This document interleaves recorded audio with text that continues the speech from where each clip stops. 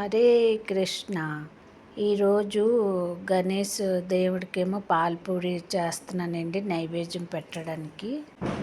First ఏమో జీడిపప్పు తీసుకున్నానండి 2 స్పూన్లు, గసగసాలు తీసుకున్నాను 2 స్పూన్స్, అలాగే బియ్య పిండి తీసుకున్నానండి 2 స్పూన్లు. ఈ 3 కలిపేసి మిక్సీ ఆడేస్తాము పౌడర్ లాగా.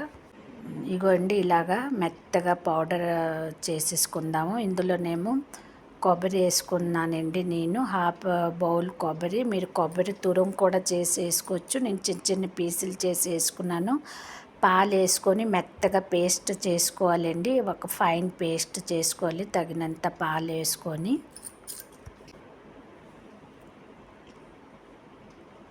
ఇగోండి ఇలాగా మెత్తగా ఆడేసుకున్నాను. కావలసినంత పాలు వేసుకొని మెత్తగా పేస్ట్ చేసేసుకున్నాను. చూడండి, చూపిస్తాను ఇప్పుడు మీకు. ఇగోండి ఇలాగ ఉండాలి కన్సిస్టెన్సీ. ఇలాగుంటే సరిపోద్ది. చూసారు కదండి. ఇప్పుడేమో గ్యాస్ వెలిగించుకొని నేను ఒక ఎత్తడి గిన్నె తీసుకున్నానండి. దళాసరిది, అడుగు అంటుకోకుండా ఉండాలని. అందులోని ఈ పాలు కొబ్బరి మిశ్రమం ఆడాం కదా, అది వేసుకున్నాను. వేసుకున్నాక ఒక హాఫ్ లీటర్ మిల్క్ వేసుకున్నానండి. వేసుకొని చక్కగా దగ్గరికి మరగబెట్టుకుందాము స్లోలోని. అడుగు అంటుకోకుండా అలా కలుపుకొని ఉండాలండి.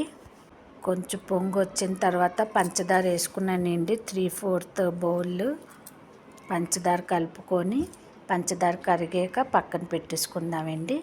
ఇప్పుడేమో 2 కప్పుల గోధుమ పిండి తీసుకున్నాను. అందులో చిటికెడు సాల్ట్ వేసుకొని 2 టేబుల్ స్పూన్ నెయ్యి వేసుకొని గట్టిగా కలుపుకోవాలండి.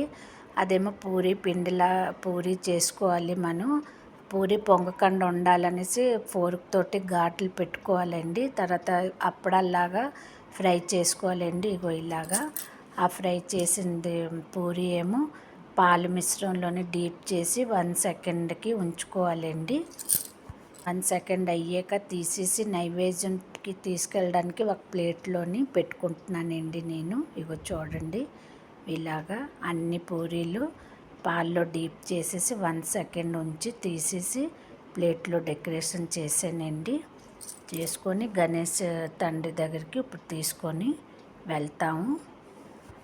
పాల్పూరి టేస్ట్ చాలా బాగుంటుందండి. ఇగో మిగిలింది పాలేమో ఇలాగ పైనుంచి డెకరేషన్ చేసుకోవాలి. ఇగోండి తీసుకొచ్చాను పెండాలకి, అక్కడ పెట్టానండి నైవేద్యం తండ్రికి. 224 ప్రసాదాలు ఉన్నాయి. Thank you.